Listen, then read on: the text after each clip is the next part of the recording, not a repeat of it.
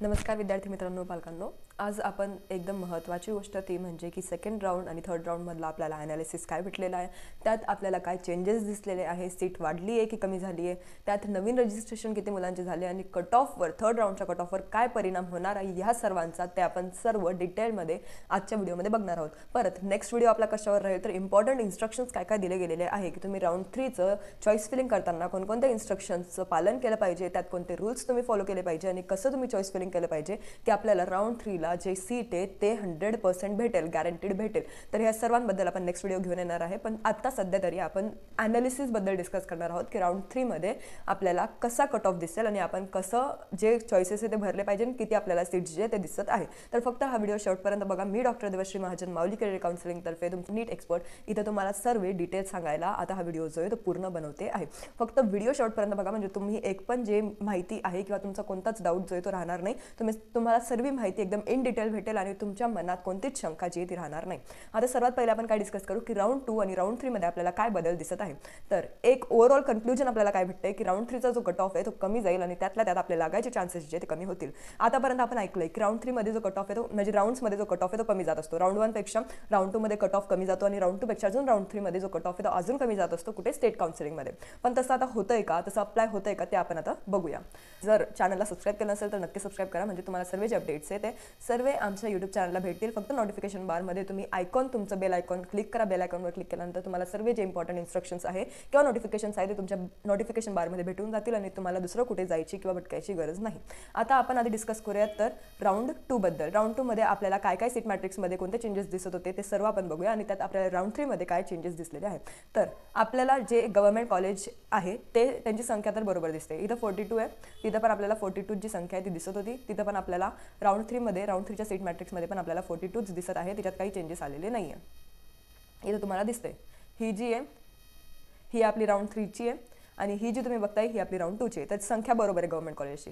तर बदल काय, तर बदल आपल्याला दिसेल सीट्समध्ये की किती सीट्स जे ते आता उरलेले आहे, म्हणजे वॅकंट सीट्स किती आहे. तर सर्वात आधी आपल्याकडे 2 टाईप्सचा वॅकन्सी राहतात. एक म्हणजे क्लिअर वॅकन्सी, दुसरी म्हणजे व्हर्च्युअल वॅकन्सी. तर क्लिअर वॅकन्सी म्हणजे काय, ज्या विद्यार्थ्यांनी ॲडमिशन घेऊन टाकलेली आहे, ज्यांनी फायनल ॲडमिशन केलेली आहे, त्यांनी कॉलेज अटकवलं नाही आहे किंवा असं नाही की त्यांनी जे कॉलेज ते होल्डला ठेवलं आहे. म्हणजे काय, तर त्यांनी पूर्णपणे स्टेटस रिटेन्शन फॉर्म भरून तिथं नीट नियमाप्रमाणे ॲडमिशन घेतलेली आहे आणि आता त्यांना फक्त अकॅडमिक सेशन जॉईन करायचं आहे. बाकी त्यांना आता काहीच करायचं नाही आहे किंवा त्यांनी अपग्रेडेशन केलं नाही आहे. त्याला आपण म्हणतो इन शॉर्ट क्लिअर वॅकन्सी. आणि व्हर्च्युअल वॅकन्सी म्हणजे काय, तर खूप पालकांना ही शंका राहते आणि आमच्याकडे खूप एन्क्वायरीज आले की व्हर्च्युअल वॅकन्सी म्हणजे काय. तर व्हर्च्युअल वॅकन्सी म्हणजे जे सीट पूर्णपणे घेतलं पण नाही आहे किंवा पूर्णपणे सोडलं पण नाही आहे, त्याला आपण म्हणतो आपल्या साधारण भाषेत अपग्रेडेशन किंवा होल्ड करणं. कॉलेजला जेव्हा आपण होल्ड करतो किंवा जेव्हा आपण अपग्रेड करतो तेव्हा आपण कॉलेजला पूर्णपणे घेत पण नाही, म्हणजे पूर्णपणे आपण तिथे ॲडमिशन पण घेत नाही किंवा आपण तिथे स्टेटस रिटेन्शन फॉर्म भरत नाही किंवा आपण पूर्णपणे त्याला सोडत पण नाही, आपण डायरेक्ट फ्री एक्झिट करत नाही. तर त्याला आपण म्हणतो व्हर्च्युअल वॅकन्सी. म्हणजे आपण ते कॉलेज जे आहे ते हातात ठेवलेलं आहे, आपण त्याला घेऊन अपग्रेडेशन केलेलं आहे किंवा त्याला आपण होल्डला ठेवलेलं आहे. इन केस जर आपल्याला सेकंड राऊंडला किंवा थर्ड राऊंडला चांगलं कॉलेज भेटेल तर आपण ते घेऊ, नाही भेटलं तर आपल्याला हेच सीट जे आहे ते पुन्हा हातात येईल, म्हणजे आपल्याला राऊंड 2चं कॉलेज जे आहे ते रिटेन करावं लागेल. त्याला आपण म्हणतो व्हर्च्युअल वॅकन्सी. आता तुम्हाला ही गोष्ट क्लिअर असेल. आपण या व्हिडिओमध्ये फक्त क्लिअर वॅकन्सी बद्दल बोलणार आहोत, कारण व्हर्च्युअल वॅकन्सीचं आपल्याला काहीच गॅरंटीड माहीत राहत नाही. आपल्याला फक्त होल्ड आणि अपग्रेडेशन माहीत राहतं. आपल्याला हे पण माहीत राहत नाही की ते कॉलेज जे ते गेलेलं आहे का आपल्याला भेटणार आहे. म्हणून आपण फक्त क्लिअर वॅकन्सी म्हणजे सीट मॅट्रिक्स बद्दल इथं डिस्कस करूयात. तर आपल्याला दिसतंय की राऊंड 2 मध्ये आपलं जे सीट मॅट्रिक्स होतं तिथं आपली जागा होती 546 आणि आता आपण बघू की राऊंड 3 मध्ये आपली जी जागा आहे ती 137 आहे. म्हणजे आपल्याला खूप मोठा बदल इथं दिसत आहे. 546 आणि 137 मध्ये खूप जास्त डिफरन्स इथं दिसत आहे सीट्सचा, म्हणजे खूप कमी सीट्स आता उरलेले आहे. तर हा एक मेजर तुमचं रिझन आहे की राऊंड 3 मध्ये आपला कट ऑफ ॲनालिसिस काय राहील. कट ऑफ मोस्टली कमीच जाईल, कारण इतका मोठा डिफरन्स आपल्याला दिसतोय कुठे गव्हर्नमेंट MBBS कॉलेजला. आपल्याला राऊंड 2 मध्ये खूप जास्त सीट्स होते, त्यात आपल्याला राऊंड 3 मध्ये खूप कमी सीट्स आहे. अजून त्यात आपल्याला स्टेट मेरिट लिस्टमध्ये तुम्ही बघितलं असेल की विद्यार्थ्यांची संख्या पण वाढलेली आहे. तर हा एक रिझन झाला, हे तुम्हाला मला सांगायचं होतं. आता इथं जर आपण बघितलं तर इथं तुम्हाला कॅटेगरी वाईज पण दिसेल. इथं तुम्ही STचं बघा, इथं STचं बघा, इथं VJचं बघा, इथं NT1 NT2 इथं तुम्हाला सर्व दिसेल. इथं तुम्ही प्लस करून तुम्ही बघू शकता की टोटल आपल्या कॅटेगरी वाईज किती भेटलेले आहेत. त्यानंतर तुम्ही जर ही वाली संख्या बघत असेल 557ची, तर ही नका बघू, कारण ही जी राहते ही टोटल रिझर्वेशन, टोटल जे जनरल वगैरे सर्व रिझर्वेशन मिळून जे राहते त्याची संख्या. तुम्ही ही वाली संख्या बघा. ही संख्या बघून तुम्हाला जर कॅटेगरी वाईज टोटल बघायचं असेल तर तुम्ही इथून जे ते ॲडिशन करू शकतात की तुमचे किती सीट्स जे ते तुमच्या कॅटेगरी अकॉर्डिंग उरलेले आहे. आता आपण आधी SML बघूया.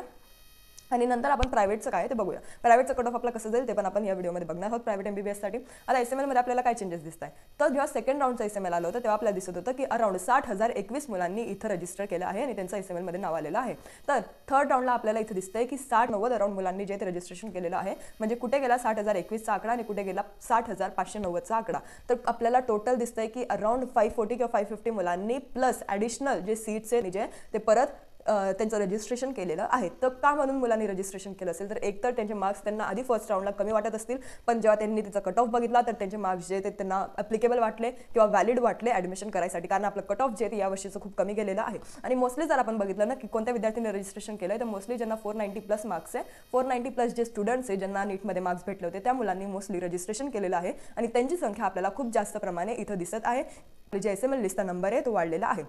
तर या विद्यार्थ्यांनी का म्हणून रजिस्ट्रेशन केलं नसेल अशी पालकांच्या मनात शंका होती की एवढे चांगले मार्क्स असून फर्स्ट राऊंडला यांनी का रजिस्ट्रेशन करणं टाळलं असेल, कारण त्यांना असं वाटलं असेल की आम्हाला जी सीट आहे ती भेटणार नाही. आता आम्हाला फर्स्ट राऊंडच्या वेळेस खूप पालकांची इन्क्वायरी होते की सर एवढा कट ऑफ कमी गेला आम्हाला माहीत नव्हतं आणि आम्ही टाळत होतो की आम्ही रजिस्ट्रेशन जे ते केलं नाही, आम्हाला वाटलं की आमचा नंबर लागणार नाही, पण आता जेव्हा आम्ही कट ऑफ बघतोय तर आम्हाला वाटतंय की आमचा नंबर जो आहे तो लागून गेला असता.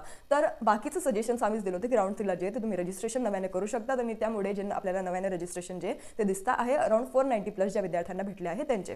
तर तुम्हाला इथं पण एक कॉम्पिटिशन झालेली आहे की इथं SML मध्ये आपल्याला खूप मोठा फरक दिसतो, अराउंड 550 पर्यंत आपल्याला फरक दिसत आहे. त्यातल्या त्यात आपल्याला सीट्स कमी दिसत आहे राऊंड 3 मध्ये, म्हणून कट ऑफमध्ये काही जास्त बदल होणार नाही. तुम्ही कट ऑफ एक्सपेक्ट करू नका की खूप जास्त कमी जाईल, कारण सर्व विद्यार्थी सर्व पालक म्हणत असतात की राऊंड 3 मध्ये जो कट ऑफ आहे तो खूप जास्त कमी जातो, पण ह्या वेळेस आपल्याला असं काही दिसत नाहीये. गव्हर्नमेंटचा जो MBBSचा कट ऑफ आहे त्यात तुम्हाला इतका फरक दिसणार नाही. एकतर विद्यार्थ्यांनी रिटर्न केलं असेल किंवा सोडलं असेल, जे ग्रेडेशनला टाकलं असेल त्यांचं ठीक आहे, पण ज्यांनी सोडलं असेल आता त्या विद्यार्थ्यांसाठी हा इथं क्वेश्चन मार्क आलेला आहे की त्यांचं राऊंड 3 मध्ये त्यांना कसं कॉलेज जे ते भेटेल. आता आपण डिस्कस करूयात प्रायव्हेटबद्दल.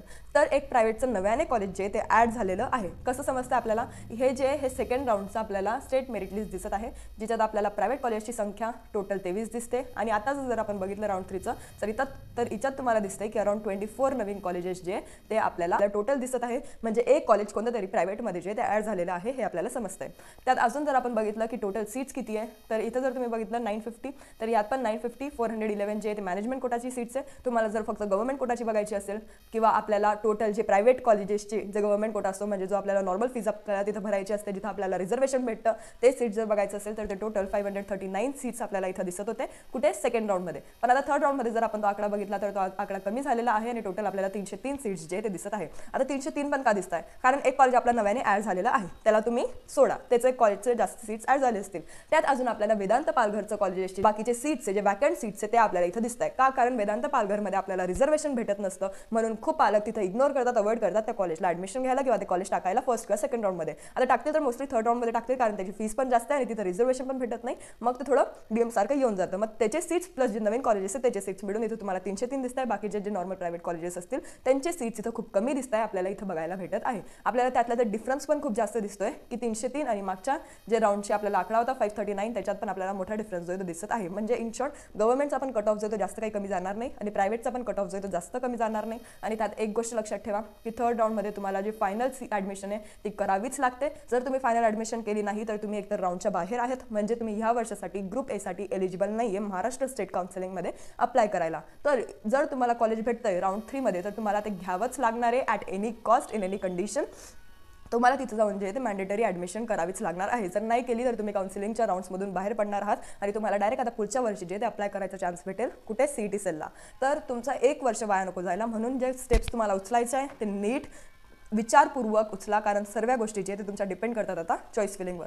चॉईस फिलिंग नीट करा, जे कॉलेजेस तुम्हाला नको आहे ते टाकूच नका, जे पाहिजे तेच टाका. कारण आता तुम्हाला काय रूल्स राहणार आहे ते पण मी तुम्हाला नेक्स्ट व्हिडिओमध्ये एक्सप्लेन करेन, ते नक्की बघायचं विसरू नका. कारण जर तुम्ही ते फॉलो केले नाही तर तुमचा नंबर जो आहे तो लागणार नाही वर्षी आणि तुमचा पूर्ण वर्ष जो आहे तो वाया जाईल आणि इन शॉर्ट तुम्हाला परत सेकंड इयरसाठी किंवा नेक्स्ट इयरला तुम्हाला परत जे ते अप्लाय करावं लागेल काउन्सिलिंगमध्ये. तुमचा एक वर्ष पूर्ण वाया जायला नको, म्हणून पूर्ण व्हिडिओ नीट बघायचा आणि पूर्ण रूल्स जे पूर्ण इन्स्ट्रक्शन्स जे ते CET सेल थ्रू फॉलो करायचे.